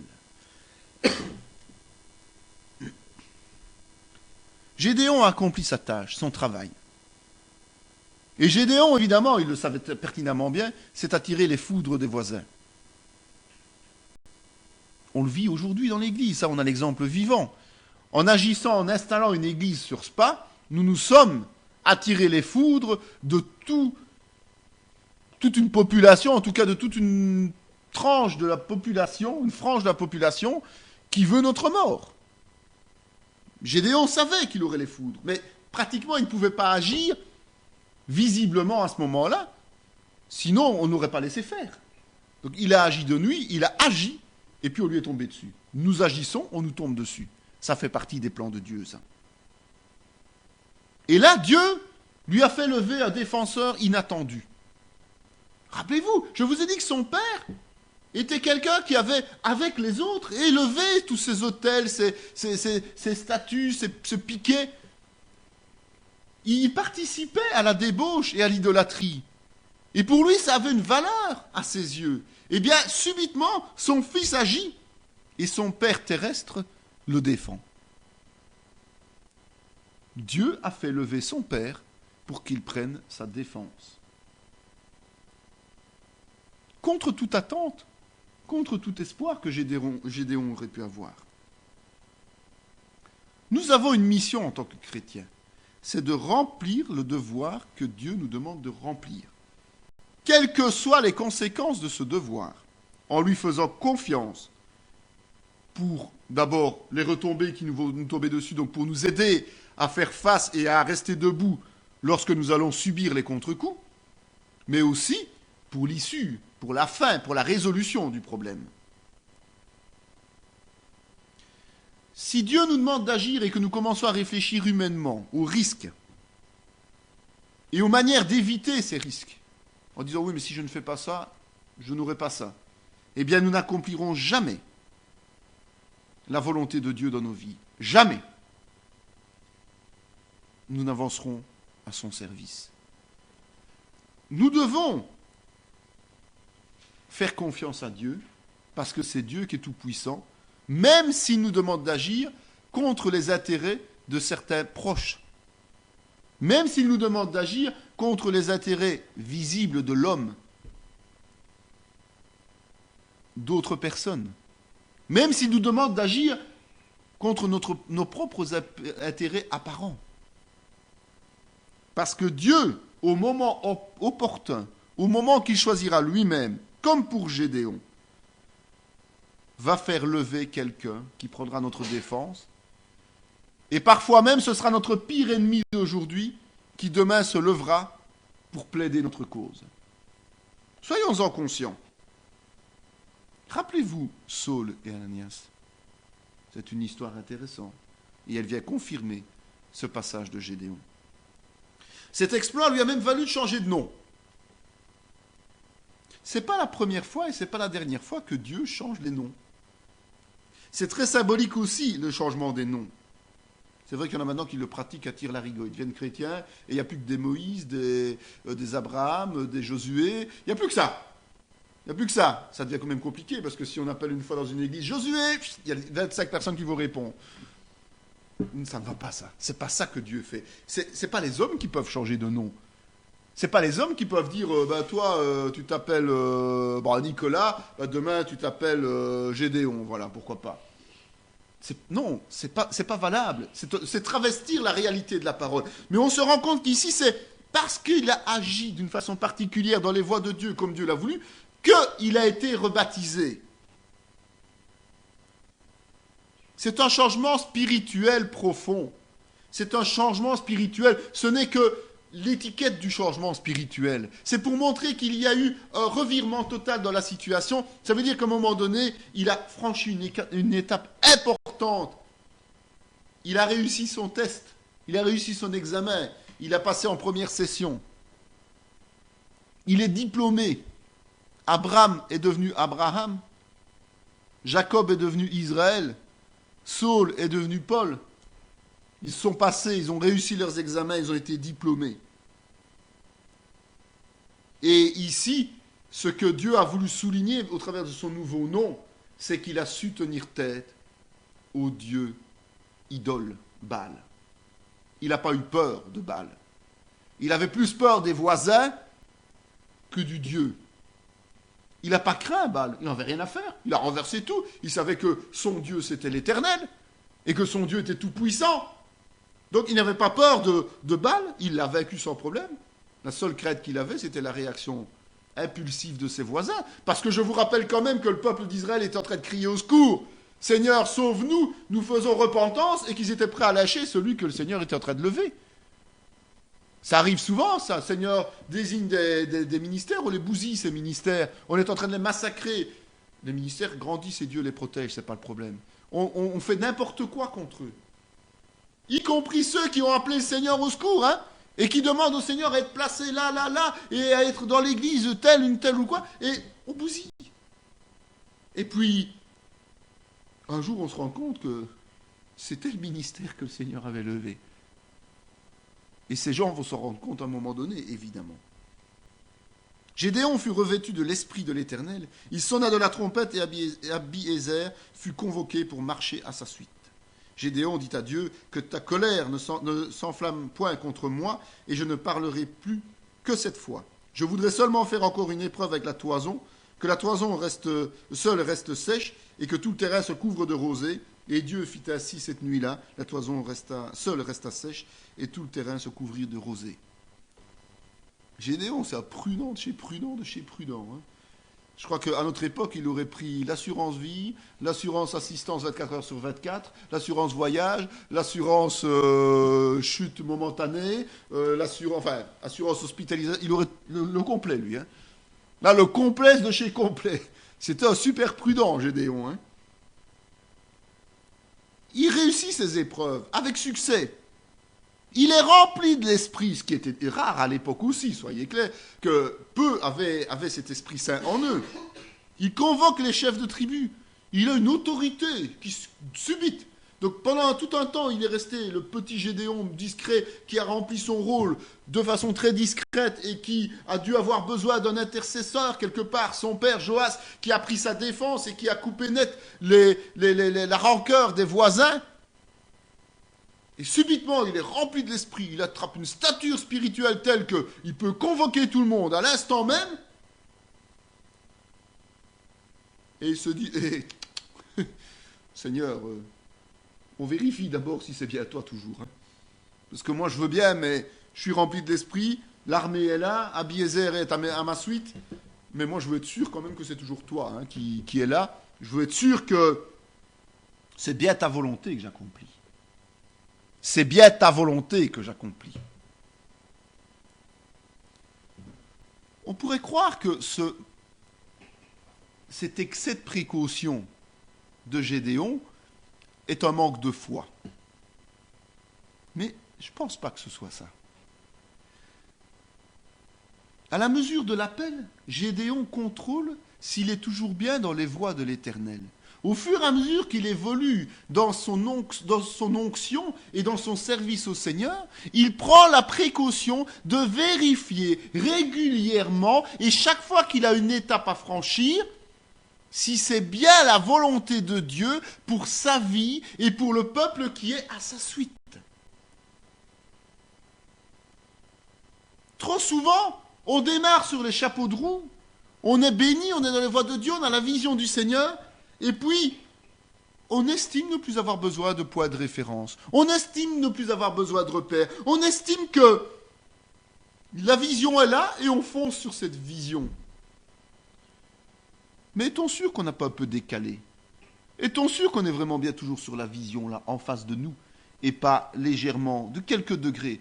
Vous savez, si vous prenez un bateau et que vous allez sur l'océan, et que vous vous trompez d'un demi-degré sur le cap que vous devez suivre, vous allez vous retrouver nettement ailleurs que vous avez prévu d'être. Nettement ailleurs que vous avez prévu d'être. Prenez un avion, c'est le même problème.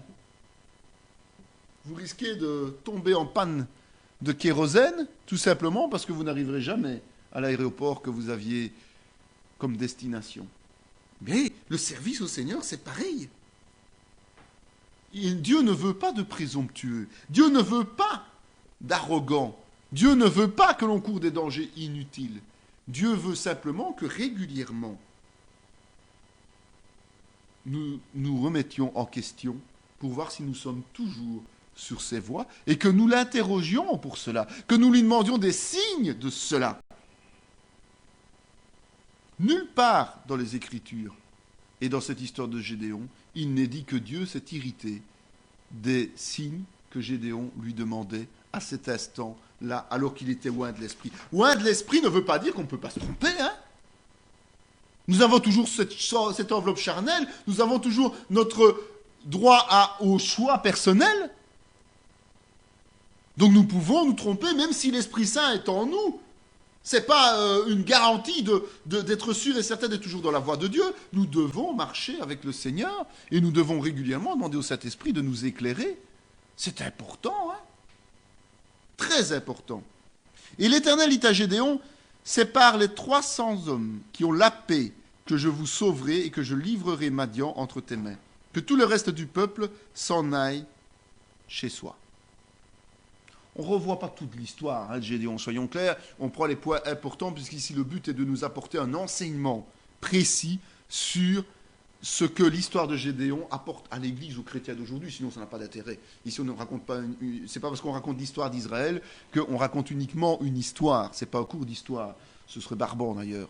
Ce qu'il y a surtout, c'est de voir la portée spirituelle de cette histoire. Et là, on passe dans le fait que, après que Gédéon ait eu les confirmations, parce qu'il n'a pas demandé qu'une confirmation, hein, le lendemain, il a quand même un peu transformé la demande pour être sûr que c'était bien le Seigneur. Donc il a vraiment été, c'est quelqu'un de très très très prudent, Gédéon. Mais, une fois qu'il est convaincu, Gédéon, il fonce. Une fois qu'il est certain que c'est bien de Dieu, il n'hésite plus. Et donc, il s'engage. Il s'engage. Et là, c'est de nouveau une œuvre de Dieu importante, qui nous a d'ailleurs été aussi donnée dans cette Église. C'est que Dieu ne veut pas que nous nous glorifions. Et donc, pour que le peuple ne se glorifie pas, il doit le mettre dans une position de faiblesse telle que ce n'est pas le peuple qui peut gagner, mais Dieu lui-même. Si nous étions 5 ou 600 aujourd'hui dans l'Église, et que nous allions proclamer la bonne nouvelle, et que Dieu agisse et touche les cœurs, nous nous dirions « Ah, on a fait du bon travail. » Inévitablement. Mais parce que nous sommes 15, 20 personnes qui nous battons au quotidien pour essayer que le Seigneur finisse par toucher les cœurs, mais c'est lui qui va toucher ces cœurs parce que nous en sommes tout à fait incapables. C'est lui qui va amener les gens à la foi par des signes, des prodiges et des miracles, comme il le fait ici avec Gédéon, qui ne pourra pas se glorifier d'une victoire parce qu'il n'a que 300 hommes et qu'il est tout à fait conscient que matériellement c'est impossible de battre Madian. Mais Dieu choisit 300 fidèles. Dieu choisit 300 personnes qui ont spirituellement quelque chose de vrai au fond de leur cœur, qui ne sont pas parfaits, mais qui ont quelque chose de vrai au fond de leur cœur, qui sont différents de la masse. Le signe, c'est ceux qui, comme il est dit ici, qui ont lapé l'eau. Ça peut sembler bizarre que Dieu ait choisi ça. Non, en fait, il a simplement choisi 300 personnes qui étaient différentes des milliers d'autres. 300 personnes qui avaient quelque chose de particulier par rapport aux milliers d'autres. Et c'est ces 300-là, le reste, ce fameux reste que Dieu utilise toujours, qui vont être amenés à faire face à l'ennemi Madian.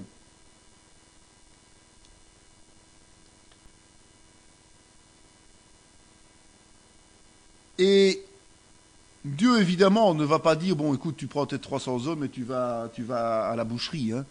Ce n'est pas le but de Dieu. Dieu, s'il envoie 300 fidèles avec Gédéon à leur tête, c'est pour avoir une victoire digne de lui-même. Dieu ne va jamais envoyer ses serviteurs au casse-pipe s'il n'y a pas une victoire spirituelle derrière. S'il acceptera parfois que certains meurent, que certains soient martyrisés, que certains soient disparaissent. Mais souvent, on le voit après, évidemment. La bénédiction est tellement énorme par leur sacrifice que c'était voulu par Dieu. Donc, si aujourd'hui vous vous levez et vous rêvez qu'il faut aller évangéliser une tribu cannibale, à mon avis, ce n'est pas la volonté de Dieu. Ce n'est pas la volonté de Dieu. Faites comme Gédéon, demandez-lui des preuves quand même, pour être sûr que c'est bien lui qui vous a demandé quelque chose. Non, Dieu n'est pas quelqu'un qui va vous envoyer au casse-pipe sans raison, soyons clairs. Jamais, jamais, jamais il ne le fera. Jamais il ne le fera. C'est les hommes qui envoient les autres au casse-pipe sans filet. parce que ce sont des faux prophètes, parce que ce sont des faux docteurs, parce que vous êtes peut-être un peu encombrant dans votre église et qu'il serait bien de les envoyer en mission bien loin, comme ça ils seront moins dérangeants. Ça arrive, plus que l'on ne pense. Et c'est grave, c'est très grave. Et donc, il va donner en fait une parole, il va permettre que Gédéon entende le rêve d'un de ses ennemis et surtout l'interprétation. Vous imaginez, ils ont des rêves et ils interprètent les gens. Et on dit que ce ne sont que les chrétiens, mais non.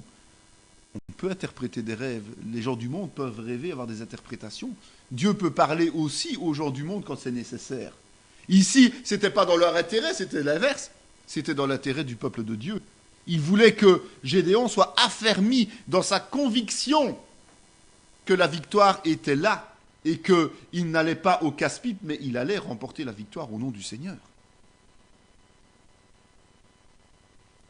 Dieu utilise tous les moyens qu'il décide, parfois les plus absurdes, parfois les plus irréalistes, pour d'abord nous garder humbles et pour nous garder conscients que c'est lui, et uniquement lui, qui rend toute chose possible. Pas notre propre force, pas notre propre intelligence, pas notre propre savoir. Les hommes d'Éphraïm dirent à Gédéon, que signifie cette manière d'agir envers nous? Pourquoi ne pas nous avoir appelés quand tu es allé combattre Madian? Et ils eurent avec lui une violente querelle. Gédéon, il n'a pas eu un ministère des plus calmes et des plus sereins. Gédéon obéissait à Dieu plutôt qu'aux hommes, ça on l'a vu. Gédéon était fidèle à la volonté de Dieu, savait écouter, savait surtout contrôler qu'il était bien dans les voies du Seigneur. Mais ça ne veut pas dire que les hommes étaient contents de ça. Ça ne veut pas dire que parce qu'avec 300 hommes, il est allé défaire Madian et enlever le joug sur le peuple d'Israël, que les autres étaient contents, parce qu'eux, ils voulaient se glorifier. Et puis, il faut savoir que quand on défaisait un ennemi, on pillait l'ennemi. On s'enrichissait sur l'ennemi. C'était la règle à l'époque. D'accord? Et évidemment, ceux d'Éphraïm qui voient la victoire acquise, ben, c'était quand même un peu ralent de ne pas avoir participé à cette victoire et donc de ne pas surtout avoir participé au partage du butin. C'était ça le problème des gens d'Éphraïm, c'était rien d'autre. Et donc, Gédéon, par la grâce de Dieu, doit combattre avec 300 hommes une armée entière qui est agressive et qui a soumis un peuple tout entier qui était Israël. Mais en plus de ça, il doit faire face à l'irritabilité, à la mauvaise foi de tous les autres soldats qui, eux, ont été renvoyés chez eux et qui sont vexés de ça. Vous savez, si vous recevez une vision du Seigneur pour votre vie, dans le cadre de ministère, vous devez apprendre à travailler comme Gédéon. Vous devez apprendre à réaliser la vision que Dieu nous vous a donnée. Vous n'avez pas à vous laisser influencer par d'autres, par des gens qui sont susceptibles et qui estiment avoir droit à une autre part que celle qu'ils ont. Vous ne devez pas. Vous avez la possibilité d'expliquer éventuellement, si les gens peuvent écouter, le bien fondé de vos actions. C'est ce que Gédéon a fait vis-à-vis d'Éphraïm. Il leur a expliqué pourquoi il avait agi de la sorte. Vous pouvez leur expliquer le bien fondé, mais jamais changer votre façon de travailler si elle vient du Seigneur. N'oubliez pas que le compromis, ça vous garantit une seule chose, l'échec. Je vous ai dit tout à l'heure que l'échec n'était pas un mot de vocabulaire pour le chrétien au service de Dieu. Dans toute action, vous aurez toujours des vautours qui tourneront autour de vous. Surtout quand la victoire pointe le nez. Et ça, c'est important d'en être conscient. Et donc, ces vautours, c'était Éphraïm qui voulait partager le butin, tout simplement, et la gloire. Les hommes d'Israël dirent à Gédéon, « Domine sur nous, et toi, et ton fils, et le fils de ton fils, car tu nous as délivrés de la main de Madian. » Gédéon leur dit, « Je ne dominerai point sur vous, et mes fils ne domineront point sur vous. C'est l'Éternel qui dominera sur vous. » Vous savez, le danger le plus grave et le plus important, c'est quand vous êtes auréolé de gloire, la gloire du Seigneur. Quand dans le ministère, enfin, ce ministère porte ses fruits de façon visible. Gédéon est maintenant quelqu'un d'important, et quelqu'un qui a mené la bataille au nom de l'Éternel et qui a gagné. Gédéon est conscient qu'il est dans l'obéissance de l'Éternel. Gédéon est conscient que c'est Dieu qui a gagné et pas lui. Mais ce peuple est déjà en train de réclamer un joug supplémentaire, c'est-à-dire qu'ils veulent faire de Gédéon un roi. Je vous ai dit tantôt que la tâche de juge n'était pas une tâche de roi, et ici ça se confirme. Ces gens veulent un roi. Et pourquoi voit-on qu'ils veulent un roi? Parce qu'ils disent, tu domineras sur nous, mais après ce sera ton fils, le fils de ton fils. Mais vous imaginez, ils sont en train déjà de réclamer un joug futur, sans savoir comment seront les enfants et les petits-enfants de Gédéon. Ils sont en train de se faire une domination héréditaire, alors que, sincèrement, ils ont cette liberté d'être dans une théocratie. Mais Gédéon ne veut pas de cette dynastie, parce que lui est conscient qu'il est au service du Seigneur. Et il dit, je refuse pour moi et mes successeurs le trône que vous m'offrez, parce que c'est Dieu qui domine sur vous. Nous sommes en théocratie. Et c'est important de rester à la place que Dieu nous donne et de ne pas vouloir nous placer au-dessus de Dieu et de nous déclarer Dieu nous-mêmes. C'est l'antéchrist qui fera cela. Mais malheureusement, il y aura de nombreux antéchrists avant que l'antéchrist décrit dans l'Apocalypse survienne. Et vouloir être au-dessus de ce que le Seigneur veut nous placer, c'est devenir un antéchrist, puisque au-dessus de nous, il n'y a que Christ. Si nous nous plaçons au-dessus d'où il veut nous placer, nous nous plaçons au-dessus de Christ. Et ça, c'est pas biblique. Nous sommes bien d'accord. Gédéon en fit un éphod et il le plaça dans sa ville, à Ophra, où il devint l'objet des prostitutions de tout Israël, et il fut un piège pour Gédéon et pour sa maison. Gédéon reste un homme. Gédéon reste fragile. Gédéon a refusé la gloire que l'homme voulait lui offrir, mais malgré tout, à la fin, il a quand même chuté sur une bêtise. Ils ont fabriqué un éphod, un objet qui est devenu un lieu de culte et de pèlerinage. Tout simplement. On est vite piégé par l'idolâtrie et par le pèlerinage. Tout le monde veut aller en Israël pour aller dans le pays de Jésus. Mais comme je vous disais tout à l'heure, attention, dans quel état d'esprit va-t-on en Israël? Y va-t-on simplement par curiosité pour voir un peu comment vit ce peuple aujourd'hui, comment Dieu agit sur ce territoire, et pour avoir une vue architecturale des choses aussi? Moi, j'aime bien les vieilles pierres, j'aime bien les vieux monuments, mais j'aime autant aller visiter n'importe quelle ville, n'importe quel ancien château fort, n'importe quelle ancienne église. J'aime bien ça. Mais si on va en Israël pour retourner sur la terre de Jésus, parce que c'est là qu'il est né, c'est là qu'il a vécu, attention, attention, attention. S'il n'a pas laissé de traces de son corps physique sur cette terre, c'est qu'il avait de très bonnes raisons. Si le tombeau est resté vide, c'est pour nous éviter de chuter en idolâtrant quelque chose. Et beaucoup ont chuté, puisqu'on idolâtre des reliques. Donc, Gédéon lui-même est tombé dans l'idolâtrie en fin de vie. Cela ne veut pas dire que Dieu l'a puni éternellement, non.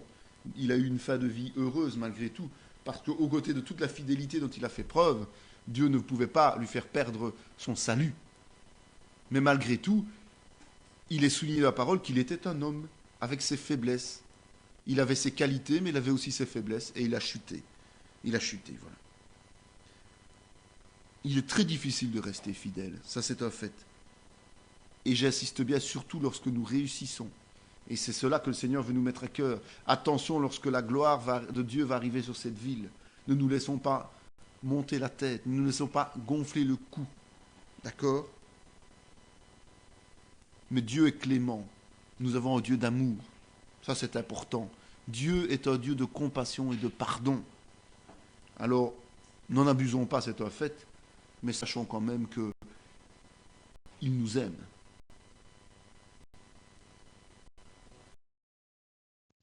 Cette vidéo fait partie intégrante de la formation en théologie pratique dispensée par la mission de théologie Emmanuel de Parakou, Bénin, sous l'autorité académique du Centre chrétien Emmanuel SBL, Spa, Belgique. Pour mieux connaître nos activités, voici nos différentes adresses.